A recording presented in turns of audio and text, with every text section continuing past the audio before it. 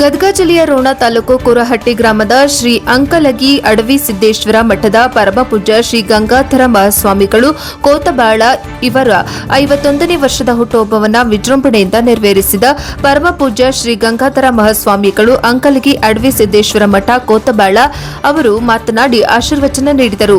ಜೊತೆಯಲ್ಲಿ ಚೀಗೇರಿ ಪರಮಪೂಜ್ಯ ಶ್ರೀಗಳು ಉಪಸ್ಥಿತರಿದ್ದು ಅವರು ಸಹ ಕಾರ್ಯಕ್ರಮವನ್ನು ಉದ್ದೇಶಿಸಿ ಶುಭ ಆಶೀರ್ವಾದ ನೀಡಿದರು.